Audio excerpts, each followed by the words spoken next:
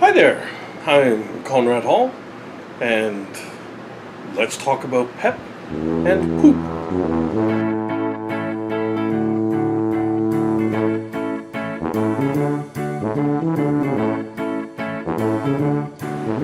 So, what are PEP and POOP?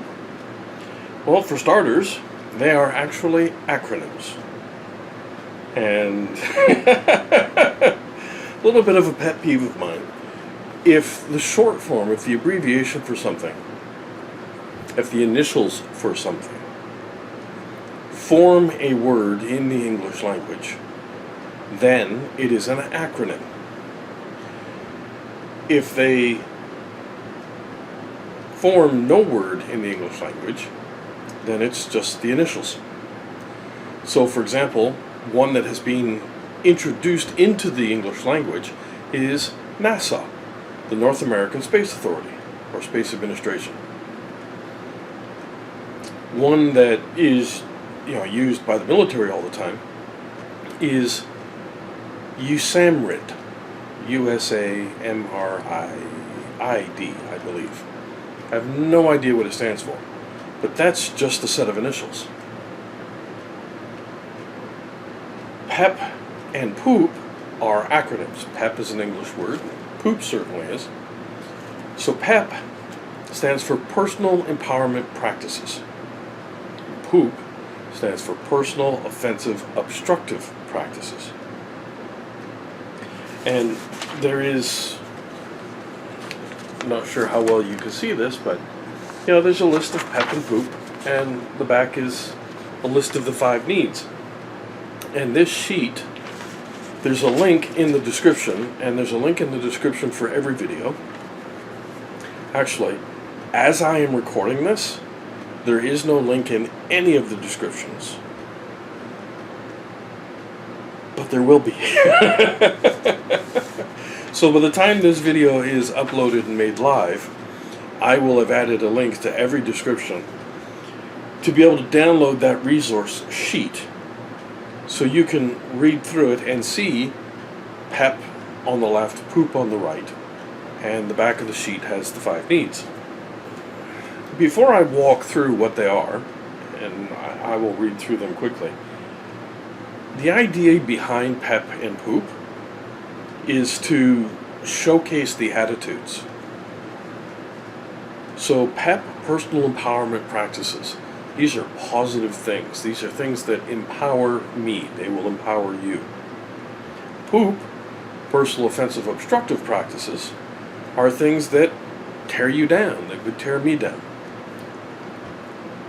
And it took a little bit of work to think up these 2 acronyms, what they would be. PEP was actually really easy. Personal Empowerment Practices, that's a common phrase. POOP, on the other hand, it took me a little while to think of POOP. I tried a couple of others, but PEP and POOP also, it's just funny. It's funny to say. Have you filled your life with poop today? When I talk to people, I say, if you ask someone, which would you rather have more of in your life, PEP or POOP? People just naturally say, well, PEP, of course. Without even knowing what they are. They just, would I rather have more PEP? Yes, PEP. Or would I have more poop in my life? PEP. But then when you talk to them and you ask them about the kinds of things they do, and especially how it is that they think, they generally realize that they are actually filling their life every day with poop.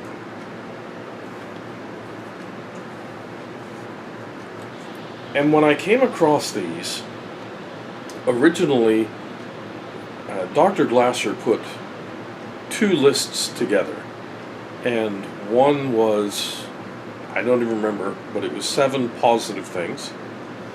And the other was 7 deadly habits. And that was, too religious for me. That, it smacked of the 7 deadly sins. The other thing was, and this is really bad marketing, Glasser's thing was that there's no correlation between the positive stuff and the negative stuff. It's just you want to wipe out the negative stuff and put positive stuff in. Ask anyone who has quit smoking what that is like. And it's really hard. You know, they end up replacing the smoking with putting food in their mouth or drinking, lots more coffee or something. As human beings, well, nature in general abhors a vacuum. So it's just a bad idea to try to stamp out a negative habit. What you want to do is replace the negative habit with a positive one. So if you have a habit of lying, the positive thing with which you can replace that habit is telling the truth, being honest. And it goes that way. On the PEP side, in each one I'll say PEP first and then the POOP. So PEP is accountability. Yes, I did that. I accept responsibility for having done it. POOP is blaming. Well, I only did that because you did this. Consistency. Every time an issue comes up, I deal with it the same way. Every time I cook something, I do the dishes. I'm consistent about that.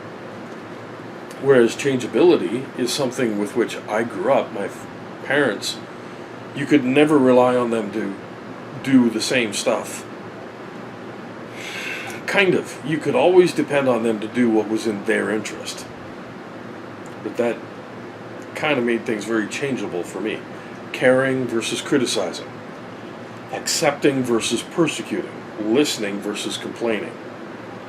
Supporting versus bribing. And that's one, actually these last three, these are really hard to know when you have crossed the line, and they require you to very much pay attention to the other person. So you will know that you have crossed the line from supporting to bribing, for example, your kids. If they do something, they tell you that they are now expecting some kind of reward. Well, you have crossed over into bribing. Or they say, well, I'll do that if you give me this, that, or the other.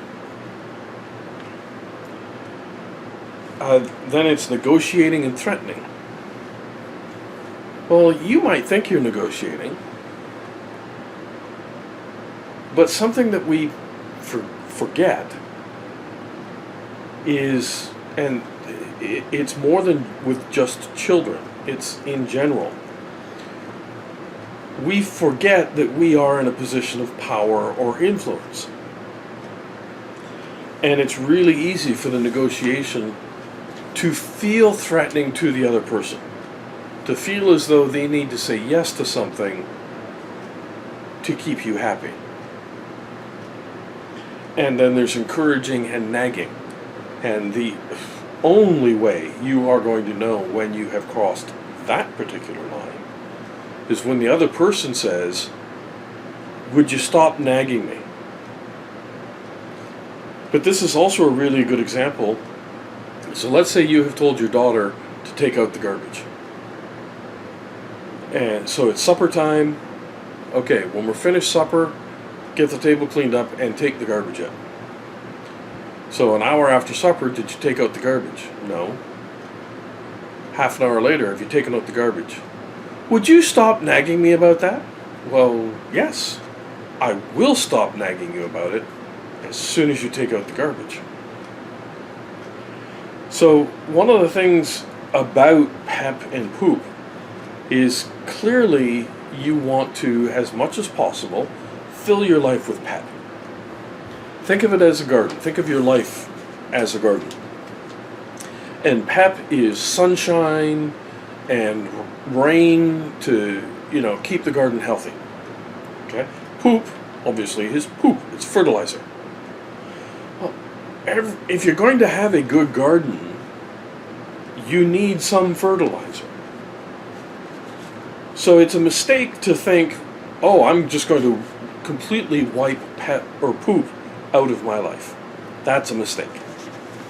You want some elements of poop in your life. And there are lots of arguments for it. We learn the most when we're challenged. We learn the most when we make mistakes. So, when I care about you, there are times when I will criticize you. I will tell you that you are wrong. I will tell you that what you did is okay, but here's how you can make it better. Or what you did is just wrong and you need to do it differently.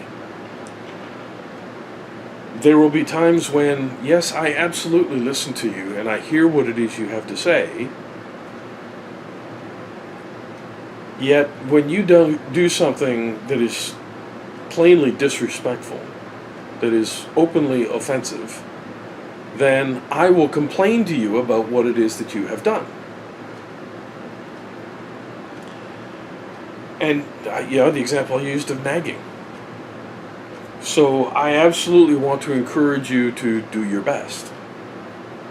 But if you are failing to do your homework, if you are refusing to take out the garbage, if there are things that you just won't do, then yes, I will nag you to do them. And, when I nag you, and I'm saying, get this done, and you say back to me, would you just stop nagging me? As I said earlier, my response is, yes, as soon as you do what it is you are supposed to do. And this works whether it's husband and wife, parent and child, co-workers, employee and employer. It really makes no difference what the relationship is. As much as possible, you want to fill your relationships with PEP. But a relationship is a garden too, and you want it to grow and to be healthy. And so there are going to be times when you need to sprinkle some poop in there. Now, when you download the resource sheet, it's going to just list the 9 of each. But there are some that are additional. There are lots that are additional. Okay, I just listed these 9 because it shows you, here's the positive, here's the offensive, okay? But some others. So for example, and you hear me say frequently, human beings need 8 meaningful physical contacts a day just to maintain good physical and mental health. So, PEP would be physical touch. Hugging each other, putting your arm around somebody's shoulder, somebody putting their arm around your shoulder, touching, if it's your kids, a pat on the head, a pat on the back, whatever. When you are sitting watching a movie, you sit together, leaning up against one another. That can be a meaningful physical contact. The poop of that is self-isolation. Going into your bedroom, going into your office, going into the garage, going somewhere where you are physically separated from the other people in your family, and holding back from touching each other. Okay, so there's the PEP and the poop. Another is one that clearly is really important to me right now. Well, will be important to me for the rest of my life, and has been. The whole idea between healthy eating, PEP, making good choices, and poor eating choices. I used to know a fellow. I was invited to go out with a group to McDonald's, and I declined and said I never put that stuff in my body. I don't like McDonald's, don't want to eat it. I did as a kid. All kids like McDonald's, I think. But as an adult, no, I just never put that into my body. And he answered saying, well, if you only eat it once in a while, it's okay. And I thought, really? So if you only eat poison once in a while, it's okay. It's hard to say because, for example, I eat apples. I like apples. And I believe it's arsenic that is in apple seeds. And when I eat an apple, partly because I'm lazy, the only thing that I do not eat is the little sticker that's on apples and the stem. That I throw away. The rest, I eat the rest. I eat core and everything. Mostly because it's easier to just eat the core than it is to go find a garbage can. What can I say? Sometimes I'm lazy. Another one, and this one, I find this funny, the idea of using skin lotion, that is PEP, and ignoring your skin, that's poop. And I find it funny because I've had this conversation several times. And the last time I had it, I was actually talking with two females, and the one girl has colored skin, and then there's me. So I talked to her about, the whole lotion conversation. And people with colored skin get that conversation because it's really easy for them to tell when their skin is dry. They start to look ashy. Whereas I'm white, so even if I am ashy, it clearly never shows up against white skin.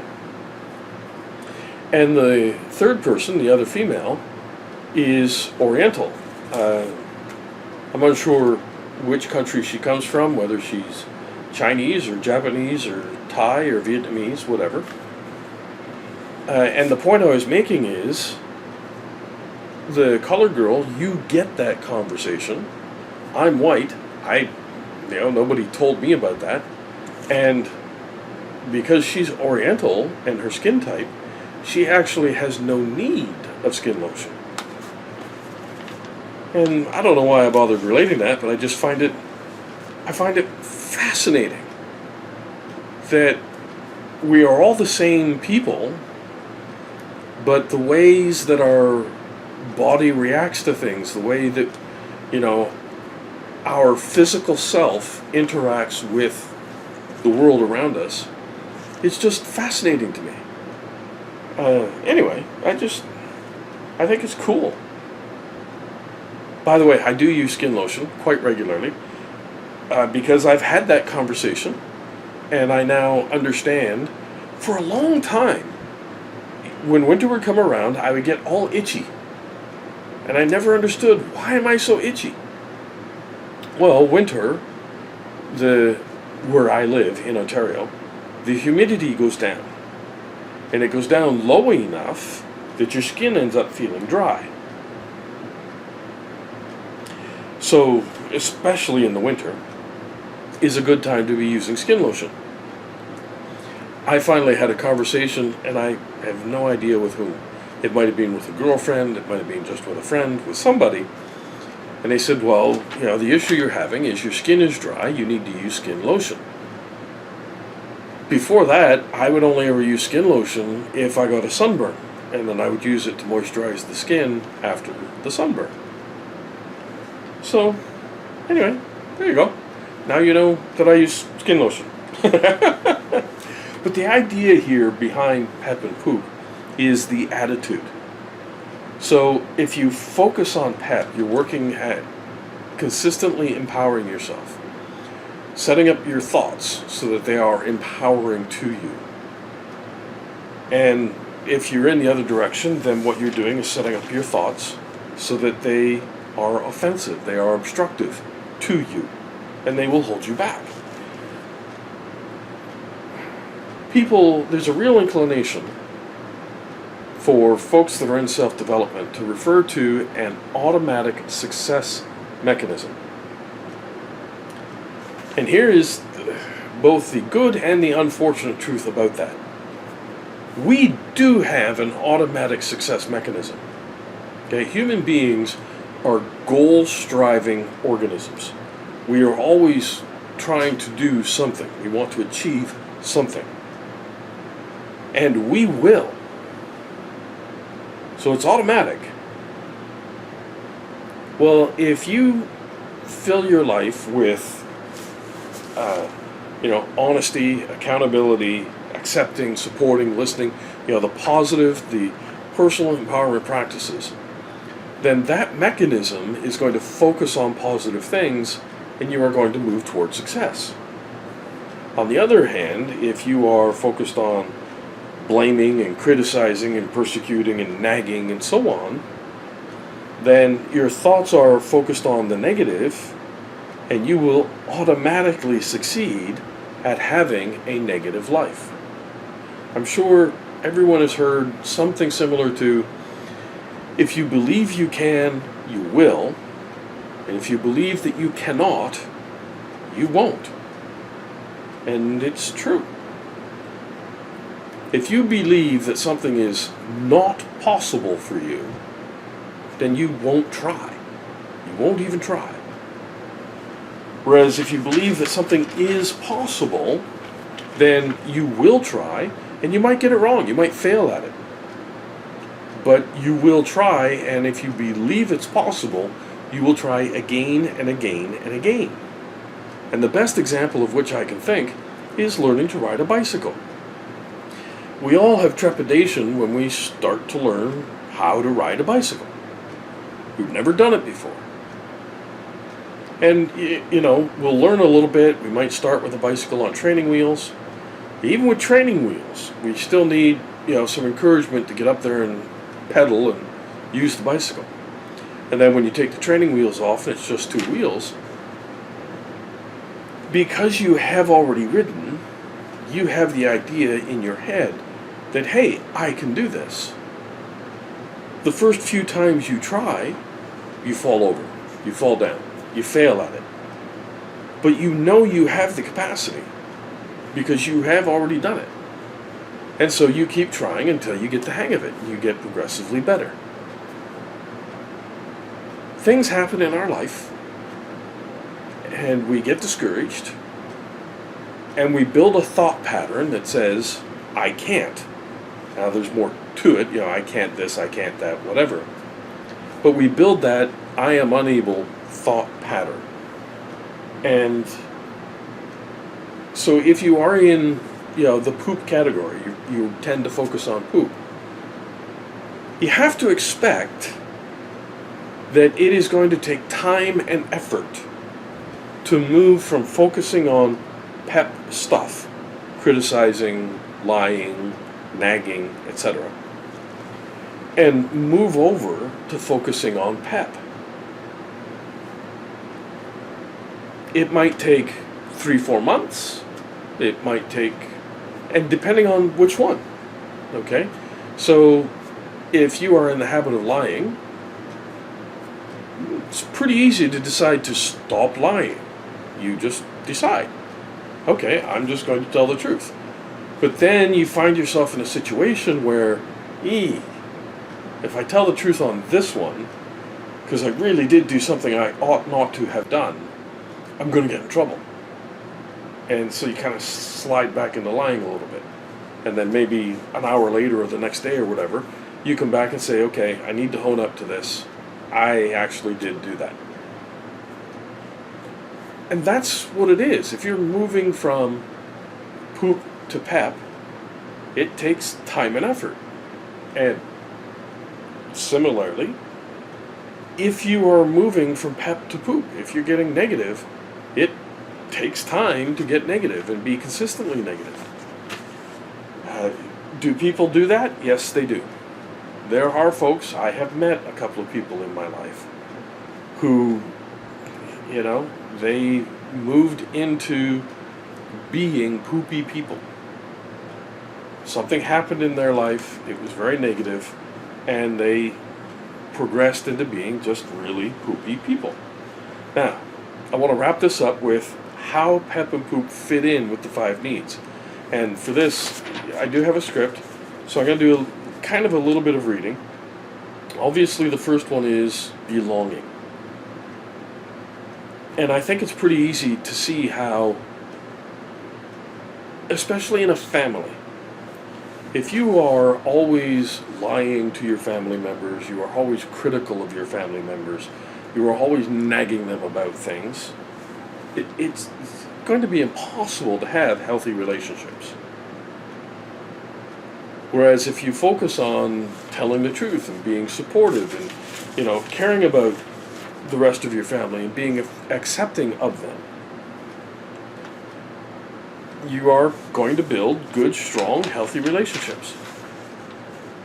Which means you will satisfy your need for belonging.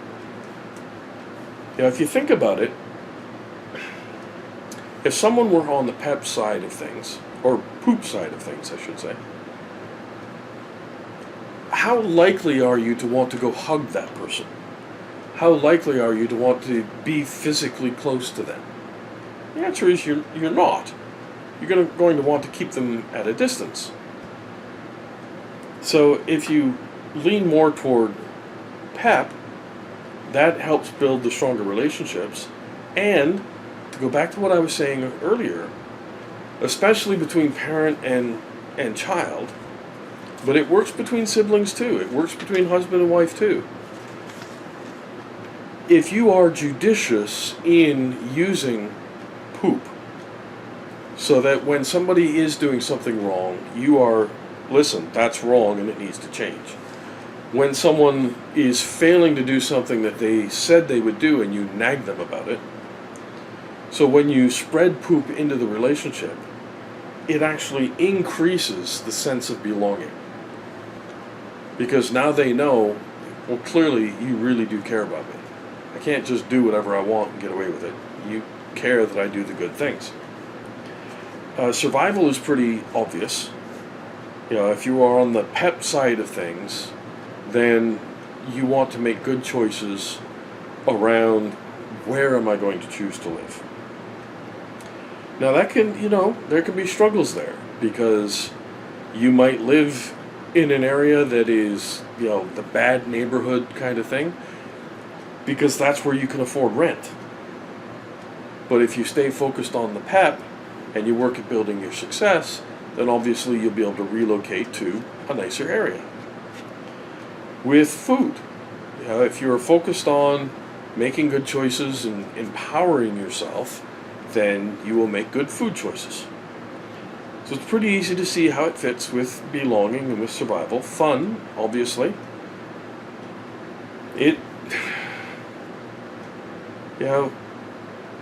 We sometimes start to think it's fun to make fun of other people. And the truth is that comedy is centered around poking fun at ourselves. So when I do comedy, one of the things I talk about, obviously, is Cranium Ex Rectum. And situations where, very much like Jeff Foxworthy did Here's Your Sign, I do, this is a Cranium Ex Rectum moment. We need to stop and think about this. Doing comedy, we poke fun at ourselves, at other people, at other groups. A big one here in Canada is we make fun of people who come from Newfoundland. And the, cool thing about it is that most Newfie jokes have actually been told or developed by people from Newfoundland. And somebody from Newfoundland is referred to as a Newfie. They refer to themselves as Newfies. Whereas there's another province on the East Coast, Prince Edward Island. There's no, you don't call them PEIs. Nova Scotia residents, there's no nickname for Nova Scotia. Folks from Cape Breton, which is part of Nova Scotia, there's a joke that it's the 11th province, that people from Cape Breton are very, very independent. They actually dislike being referred to as Nova Scotians. They are Cape Bretoners. The big thing around fun, because comedy, you can make fun of somebody and be really cruel about it. You can make jokes that are just unkind, that are aimed at a person. Aimed at the way they walk or the way they speak or dress or whatever. And anyone who has had the experience of high school has heard or possibly been the subject of those jokes. But then there's fun, then there's comedy that's just making fun of the foibles of human beings. The person who has to have their iced cappuccino every morning. I actually saw somebody, I was out very early this morning, went over to a grocery store, and when I was headed home, I saw someone coming back from a coffee shop with an iced coffee. Really? You could make that at home. Yeah. Stick water in the freezer, you'll get ice cubes. Make some coffee, throw some milk in it and some ice cubes. And if you want, put it in a blender. You'd have your own iced coffee. They don't have to buy it. It just, really? See, it strikes me as funny. Just, I don't know, it does. Freedom. There's a big one. Because what does your attitude have to do with freedom? Well, if you're bound up by obstructive offensive habits, then you have less freedom, partly because fewer people want to socialize with you. The other part of it is, if you are focused on empowering habits, then your life becomes a process of building more and more freedom, because you build more and more success. You get better and better at your skills. You get better and better at succeeding at things. And there absolutely is the success in the viewpoint of making money and having lots of material success.